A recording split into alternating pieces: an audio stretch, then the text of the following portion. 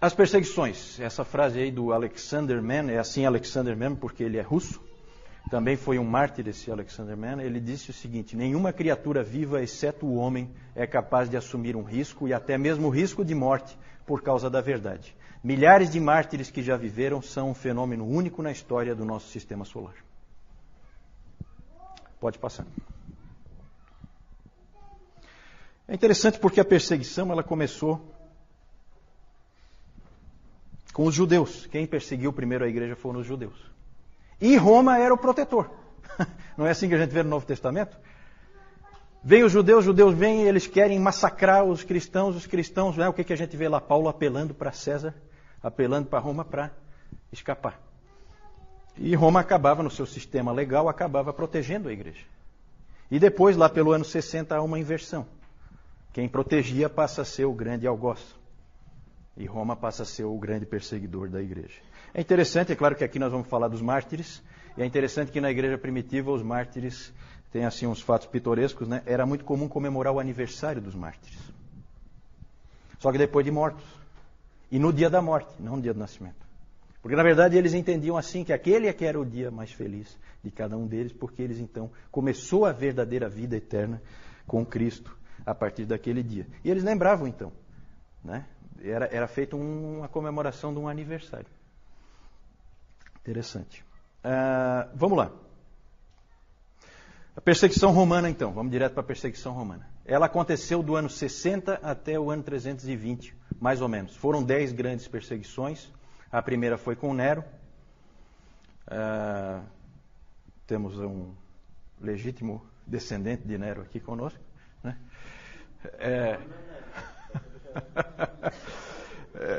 E aí nós temos as 10 perseguições, então. Nero, Domiciano, Trajano, Marco Aurélio. Marco Aurélio tem algum aí? Também vai para aquela minha lista. Sétimo Severo, Maximino, Trácio, Décio. O Décio. Décio não está mais, né? O Décio. Esse Décio é bom. Esse aí é fera. Porque foi com esse imperador Décio que houve a primeira perseguição generalizada no Império. Ele foi o primeiro a querer realmente destruir o cristianismo completamente. Os outros não, nós já vamos falar sobre isso. Depois Valeriano, Aureliano, e depois a outra perseguição generalizada, porque eu também marquei aí, numa cor diferente, é a perseguição sob Diocleciano, que também foi uma tentativa de varrer o cristianismo totalmente do Império. As outras todas seguiram o padrão de Trajano, assim chamado. Usa-se essa expressão, padrão de Trajano. Trajano aqui, ó. Qual é o padrão de Trajano? Existe uma carta de Trajano para o governador Plínio, da Bitínia, dizendo como que ele tinha que se comportar em relação aos cristãos. E ele dizia o seguinte para o Plínio: não gaste tempo com os cristãos, não faça nada. Deixe eles quietos, não faça nada. A não ser que haja o quê? Denúncia. Se alguém vier reclamar para você de que aquele cara é cristão, aí você dá um jeito nele, obriga ele a adorar o imperador para resolver o problema. Então, esse foi, na maior parte do tempo, a perseguição foi assim, certo? Então, era assim, se você tinha um vizinho encrenqueiro, né, Emerson? Né? Você tinha um vizinho encrenqueiro, então você estava numa situação difícil, porque ele ia acabar te denunciando e aí você ia ser colocado contra a parede. Na maior parte do tempo, os cristãos viviam tranquilos, não havia problema, não havia dificuldade, a não ser que houvesse denúncia. É claro que você fica com medo o tempo inteiro, porque a qualquer momento alguém pode te denunciar. Então, era uma situação ruim. A primeira perseguição é interessante ali, a perseguição sob Nero, foi uma perseguição terrível. E aí nós temos o historiador romano Tácito, que não tinha nada de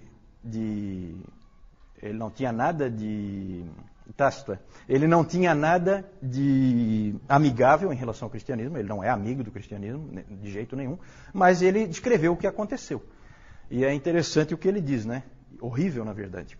Cobertos com peles de bestas, os cristãos eram rasgados por cães e pereciam. Ou eram pregados a cruzes, ou consumidos por chamas para servirem como iluminação noturna nos jardins de Nero. Então o Nero, ele usava os cristãos como tocha, só isso, para iluminar os jardins dele. Colocava peles em cima, peles de animais, né, em cima deles, para que os cães rasgassem eles em pedaços. Então vocês têm ideia do que esses nossos irmãos sofreram. Nessa perseguição morreram 2 apóstolos importantes em Roma. Quem? Pedro e Paulo, né? Pedro e Paulo. Esse Nero tem um lugarzinho especial para ele no inferno. Esse está tranquilo. Esse com certeza não tem nenhum aí não, né? Então tá. Essas perseguições, gente, muitas pessoas permaneceram firmes e foram para a morte. Tá? Mas não vamos nos iludir. Muitas pessoas também cederam. Muitas pessoas não foram fiéis, não conseguiram ter a coragem de dar a própria vida. Até porque, como eu falei para vocês, cultuar o imperador era um ato simples, que você fazia com a maior tranquilidade, não tinha muita dificuldade. Era uma questão de consciência você fazer ou não. Pode passar? Já falei. Também já falei do Décio. Vamos falar. Eu vou colocar alguns exemplos rápidos, não temos tempo para ficar, né? As histórias são histórias maravilhosas. Se vocês tiverem tempo de ir atrás dessas histórias, são histórias muito bonitas desses mártires do passado. Nós temos a história de Perpétua e Felicidade, que existe o Diário de Perpétua. O Diário de Perpétua, que depois que ela morreu foi completado, né? Mas é provavelmente o escrito mais antigo de uma mulher cristã. É o Diário de Perpétua. Ela morava em Cartago. Foram presos 5 catecúmenos. Vocês sabem o que são catecúmenos? Nós vamos falar mais sobre isso depois, tá? Eles foram presos 5 catecúmenos. São pessoas que não foram batizadas ainda. Eles foram presos, 3 homens e 2 mulheres. Perpétua era uma mulher de uma família nobre, 22 anos, tinha um filho. A Felicidade era escrava dela, estava grávida de 8 meses, e elas foram presas numa dessas perseguições. Eu acho que foi na do Décio. E aí é muito comovente a história do pai da Perpétua levando o filho lá, tentando convencê-la, mostrando o filho, falando para ela, pensa na tua mãe, pensa no teu pai, pensa no teu filho. Não é tão fácil. O pai dela ia lá. E ela então chegava e dizia e falava para o pai, você está vendo esse pote de água aqui? Estou vendo. Pois esse pote de água pode ser alguma coisa diferente do que ele é? Ele pode querer ser alguma coisa diferente de um pote de água? Aí ele disse, não. Aí ela respondeu, pois é, eu sou cristã. Eu não posso ser diferente disso. Eu sou uma cristã. E aí ela acabou indo para a morte. Um dos 5 morreu na própria prisão. Eles foram torturados, tá? Eu não vou entrar em detalhe. E foram condenados, por fim, para encurtar a história, eles foram condenados a ser mortos pelas feras no estádio, certo? E os homens, 2 homens, foram atacados, segundo a história, foram atacados por um javali, depois por um urso e depois por um leopardo, por vez, né? E as mulheres foram condenadas a ser atacadas por um touro. Então elas foram espezinhadas por esse touro selvagem, e as 2, a Felicidade ficou muito feliz, não é um trocadilho, né? Mas ela ficou muito feliz porque ela sabia, vejam como é interessante essas histórias dos mártires. Ela sabia que se ela estivesse grávida, ela não poderia ser condenada ao martírio, porque era proibido matar alguém, uma mulher que estivesse grávida. Então ela ficou muito feliz porque ela teve o bebê prematuramente, e uma outra mulher cristã adotou, porque aí ela podia ser morta, junto com os outros com quem ela tinha sido presa. Então, alguns dias antes, ela teve o bebê e ela foi morta junto com a Perpétua. Uma história muito comovente essa dessa morte. Próximo é o Policarpo. Policarpo é sempre uma pessoa interessante, é um dos pais da igreja, e ele conheceu João pessoalmente, o apóstolo João. teve muita instrução com o próprio João. E é interessante isso, né? E ele foi um grande pai da igreja, muito amado pelas pessoas que o conheciam e o seguiam.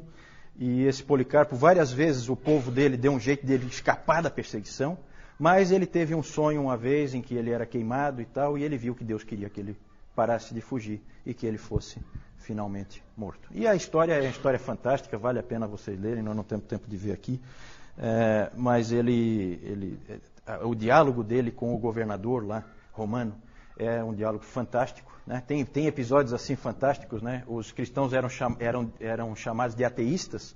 Então o governador romano disse assim: por que você não fala abaixo os ateístas? Lá no meio do julgamento, com um monte de gente. E ele tinha a intenção de que o Policarpo dissesse abaixo os ateístas contra os cristãos. Aí o Policarpo, esperto como era, pegou e fez ao contrário. Apontou para todas as pessoas que estavam em volta dele, querendo que ele morresse, e disse: abaixo os ateístas. Ele reverteu, né? Reverteu a coisa. Por fim, ele disse, o governador apertou ele o máximo que pôde, e aí ele falou que a famosa frase, né? 86 anos eu servi ao meu Senhor, e ele nunca me falhou. Como é que eu vou poder agora negar a Cristo Jesus, o meu rei? Então ele falou isso, e aí foi condenado. E aí ele foi colocado numa estaca para queimar, queriam pregá-lo para ele não fugir, ele disse: não, eu vou ficar aqui, eu não vou sair. Não precisa pregar. Não pregaram mesmo. E aí queimaram ele, e aí a história é fantástica porque o fogo envolveu ele e não queimou ele. Ele abriu ficou um tipo de uma célula em que ele ficou no meio. Então foi obrigado um soldado a ir lá com uma espada e matar ele lá, porque ele não pôde ser queimado. Ele não queimava. Ele era, como é que se diz? Ele não era inflamável. Não era. Outra história. Só assim, exemplos que eu estou dando, né? Os 40 mártires de Sebaste. É uma história sensacional essa aí. Aconteceu na Armênia, eram 40 soldados, todos eles cristãos. Houve uma forte perseguição e o governador Licínio lá foi levantar quem eram os soldados que eram cristãos. Soldados romanos, veja que interessante. Soldados romanos eram cristãos, eles então foram condenados e a punição que o governador estabeleceu para eles foi colocá-los num lago gelado durante a noite inteira. Eles tiraram a roupa, entraram os 40 no lago e iam ficar lá a noite inteira. Enquanto isso, os romanos montaram uma tenda com água quente, né, para forçá-los a apostatarem, né? Forçá-los a saírem. Então, tinha água quente ali, prontinha para recebê-los a qualquer momento. E era então uma prova, era uma tentativa de fazer eles apostatarem, que era sempre o alvo dos romanos. Os romanos nunca queriam matar ninguém, eles queriam que apostatassem, queriam que deixasse de ser cristão. E aí é muito interessante porque esses 40 mártires entraram e alguém puxou lá, começaram a cantar. E começaram a cantar assim: 40 bons soldados, 40 mártires de Cristo. Começaram a cantar, cantavam todos juntos, né? Imagina 40 homens cantando isso dentro de um lago congelado. E a noite ia passando e tal, de repente um deles fraquejou e saiu. E foi lá para a aguinha quentinha, a aguinha morna, né? Aí sabe o que aconteceu? Eles estavam cantando, aí eles assim, 39 mártires, 39 soldados de Cristo. E o guarda deles, vendo isso, ficou tão impressionado, ele já estava, né, sob uma forte impressão. O guarda que estava cuidando deles tirou a roupa e entrou lá, para ocupar o lugar do outro. Aí a música, 40 mártires de Cristo, 40 soldados de Cristo, né? E eles morreram ali. É muito interessante porque tem os nomes deles registrados, o nome dos 40. Hoje a gente tem os nomes deles. Quem tiver o nome ali, escapa daquela minha lista. Tá? Vamos lá. Razões da perseguição. Aí é bem interessante. Acusações de todo tipo contra os cristãos. Acusações de canibalismo. Por que será, hein? Canibalismo, hein? Já pensou nós aqui, BVN, aí alguém vai e chama a polícia? Não, tem canibalismo lá dentro. Por quê? Exatamente rumores de que eles comiam o corpo e o sangue de alguém. Sacaram aí onde é que está o esquema? Era a ceia, né? Acusações de canibalismo, de incesto. Por que incesto será, hein?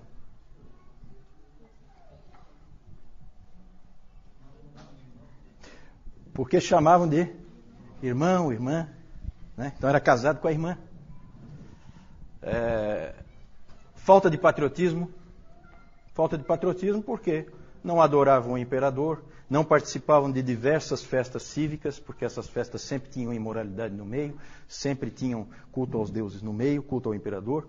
Então eles não eram patriotas, eram considerados avessos ao Império Romano.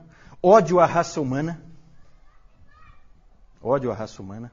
Essa era uma acusação que tinha também, porque eles eram considerados antissociais. Tácito disse que eram pessoas tremendamente antissociais, não participavam das atividades sociais, não participavam das festas. Isso mostrava era repulsa, né, pelas outras pessoas. Então eles eram acusados disso também. Olha, vejam que interessante, eles eram acusados de serem antifamília. Por que será antifamília?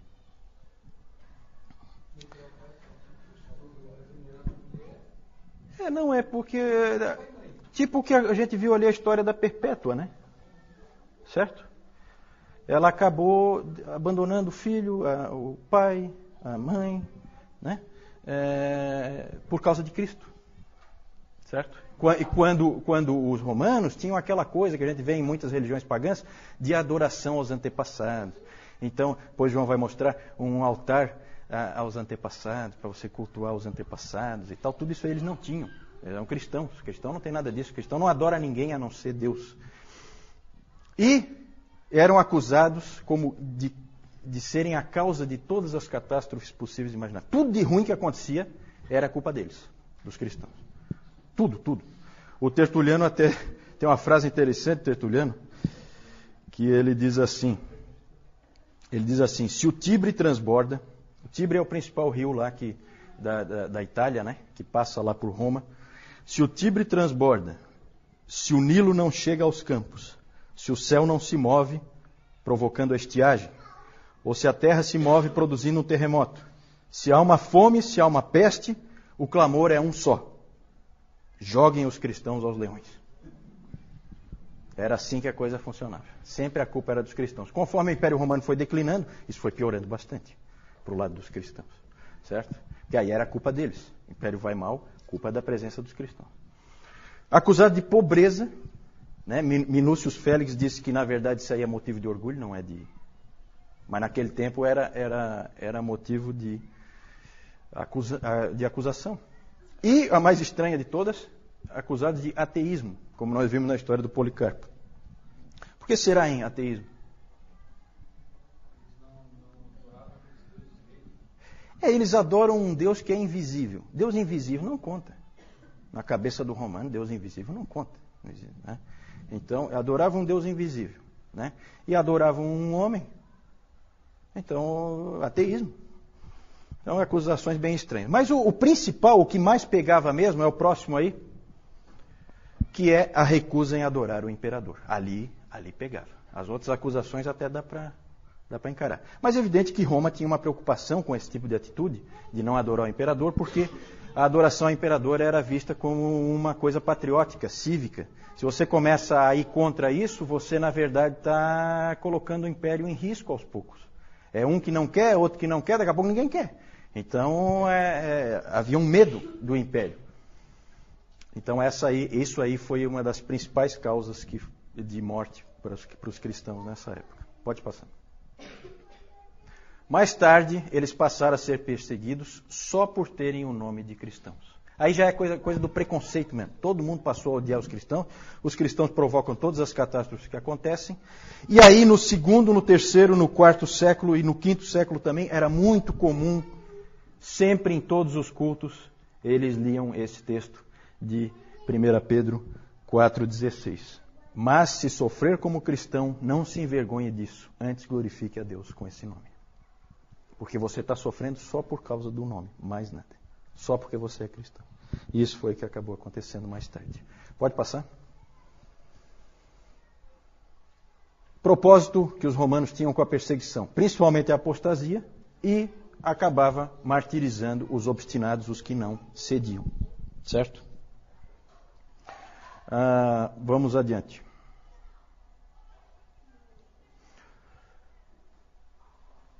Os resultados da perseguição. O F.F. Bruce, ele disse que a igreja estava preparada para a catástrofe desde o seu início. O próprio Senhor da igreja, o Senhor Jesus Cristo, tinha preparado. Ele tinha dito, se perseguiram o Senhor, como é que não vão perseguir os servos? Não é? Não foi isso que ele disse? Então a igreja sempre esteve preparada para tomar pau, para levar a bordoada. Sempre esteve preparada. E isso pesou muito a favor da igreja. Ela se fortaleceu em meio à perseguição. Ela, na verdade, foi purificada. Vocês podem imaginar que nesse tempo não tinha muito cristão nominal. Quem é cristão de verdade. Não é cristão só de nome, né? Porque não é fácil ser cristão nessas condições. Não é nada fácil. E então provocou uma purificação da igreja. A igreja era muito pura nessa época. E também provocou a extensão da igreja, aquela frase do Tertuliano, o sangue dos mártires é a semente da igreja. O interessante aí é que chegou uma época, a igreja estava tão preparada para a perseguição, que chegou uma época, gente, que as pessoas começaram a buscar o martírio. Aí os presbíteros, os líderes da igreja, tiveram que segurar essa turma, porque o cara começava a querer ser morto. Tinha gente fazendo de tudo. Aí era aquela coisa, é por denúncia, então eu mesmo vou me denunciar. Já que eu não tenho um vizinho mala, como alguns irmãos aqui têm, né? Eu mesmo vou lá me denunciar. Então, começou a ter esse tipo de situação. E um fato pitoresco é o Orígenes, né? Alguém já ouviu o nome do Orígenes? Orígenes é um dos pais da igreja também. E o Orígenes, o pai dele, foi martirizado. E aí o Orígenes era jovem, gurizão, também queria ser martirizado por toda a lei. Não, meu pai foi, eu também vou. E fazia de tudo para ser martirizado. Aí a mãe dele teve uma ideia. Escondeu toda a roupa dele. Aí ele ficou com vergonha de sair na rua pelado. Então, aí ele acabou escapando do martírio, né? A mãe dele foi esperta, achou uma solução prática, escondendo toda a roupa dele. E foi muito bom, porque o Orígenes depois foi um homem extremamente útil para a igreja, né? Foi um homem que fez muita diferença para a igreja. Depois nós vamos falar dele, um cristão de Alexandria. É importante, para terminar essa parte das perseguições, é importante a gente lembrar de algumas coisas, que nem sempre a perseguição fortalece a igreja. Às vezes a gente tem essa ideia, né? Às vezes tinha gente que às vezes falava, aí a gente ouvia aqui no Brasil, alguns líderes aí dizendo, era bom que viesse uma perseguição para purificar a igreja e tal, né? Cuidado, gente, tá? São muito bonitas essas histórias, mas eu tenho certeza que nenhum de nós queria estar ali.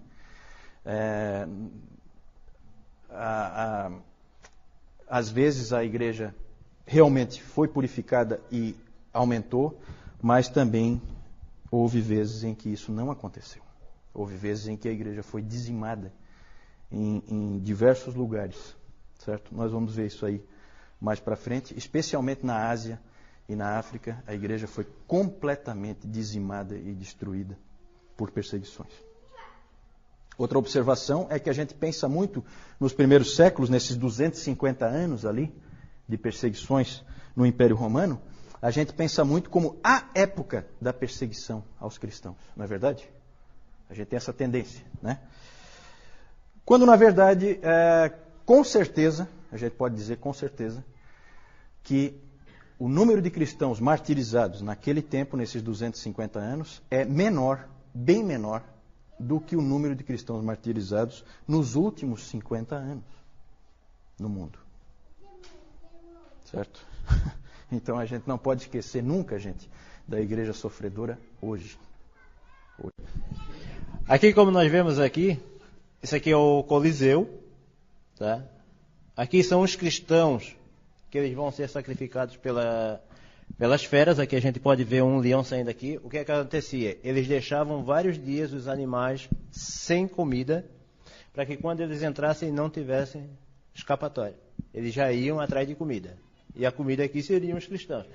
E se nós olharmos aqui, isso aqui são, o que o Juliano falou ainda há pouco, cristãos pendurados aqui, servindo como iluminação para o estádio aqui.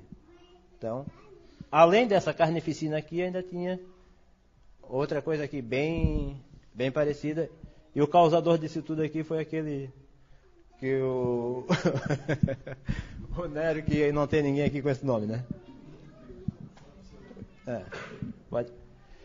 Então aqui nós vamos ver, de lá para cá, o Nero, meio esquisitinho ele, né? Domiciano e Trajano. São pessoas muito que a gente devia evitar os nomes. Né? Próximo. Lá também nós temos Marco Aurélio, nós temos Sétimo Severo e Maximino o Trácio. Não é o Trácio, não é o Trácio. Nós temos lá aquele também que foi bem mencionado, Décio, lá de 250. Daí aqui nós temos a efígie também de Valeriano, sempre nessa sequência aqui, né? Nós temos Aureliano aqui. Nós temos Diocleciano e aqui embaixo nós temos o Galério. Próximo. Aqui nós temos aquela história bonita que o Juliano falou, da perpétua felicidade, que por terem se mantido firmes como cristãs, elas foram colocadas lá no ringue, lá no ringue, pode ser ringue ali também. E foram, como o Juliano falou, espetadas pelos touros, tá? E apesar disso...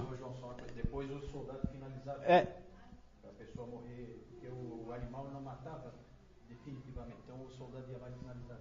Eu ia chegar lá.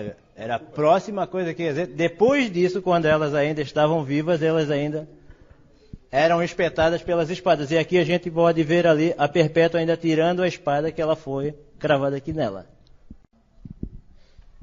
Aqui nós temos Policarpo. E aqui nós temos aqueles 40 mártires de Sebaste. Aqui já inclui aquele que saiu ou aquele que entrou. Que nós não temos. Próximo então. Aqui nós temos o altar familiar do cultos aos antepassados. E aqui a adoração do imperador. Inclusive aquele lá de Augusto ali. Era colocado aqui, as pessoas passavam, faziam reverência a ele. E aqueles que se negavam, daí eles tinham a punição. Aqui nós temos... Foi uma falha? Foi uma falha. Eu esqueci de falar, tá, gente? Que quando você sacrificava, você não, que eu espero que você não fosse sacrificar, que você ficasse firme. Mas quando um cristão apostatava e ele sacrificava efetivamente ao ídolo, ou ao imperador, no caso, ele recebia o chamado libelo, que era um documento provando que ele fez o culto ao imperador, adorou ao imperador. Né? Isso dava para ele uma série de garantias, fazia com que ele parasse de ser perseguido, ele podia ter vida normal, diferente de outros cristãos que não possuíam esse documento. Então esse é o libelo que tinha essa intenção. A Jussara perguntou quanto à fonte das informações que tem aqui. Né? A maioria das informações vem da palestra do David Calhoun. Né? Boa parte dessas informações estão repetidas nos livros, porque ele utiliza os livros como referência dele. Né? Mas alguma coisa não aparece lá. Alguma coisa é coisa que ele trouxe de outros livros. Então não vai aparecer lá alguma dessas informações. Você sabe de onde ele tirou isso? De manuscritos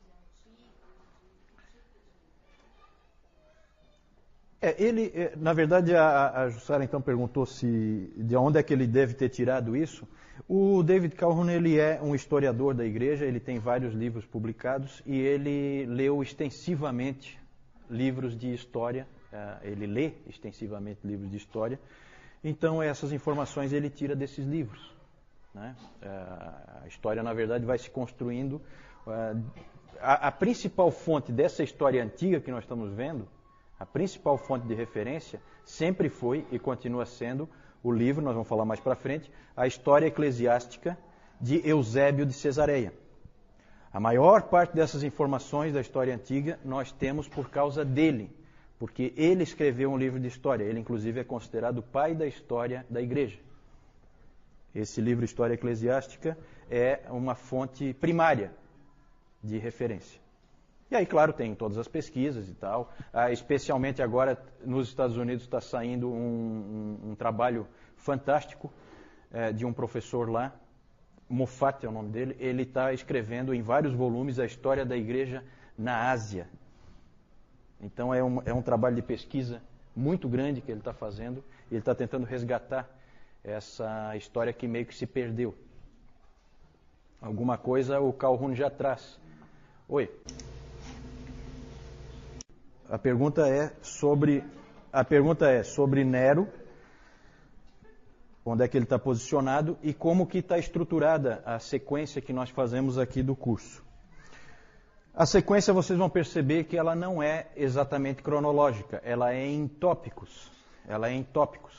Nós aqui, nesse item das perseguições, nós cobrimos 250 anos, agora nós vamos falar dos apologistas, nós voltamos lá para o segundo século, 205, o ano 320 já é no quarto século, certo? Então são coisas que se sobrepõem, mas para fins de organização, a gente trata cada coisa separadamente e a gente tenta aprender alguma coisa com aquele tipo de acontecimento, com aquele tipo de situação, em vez de fazer cronológico, que é muito mais complicado, leva muito mais tempo e fica muito mais confuso.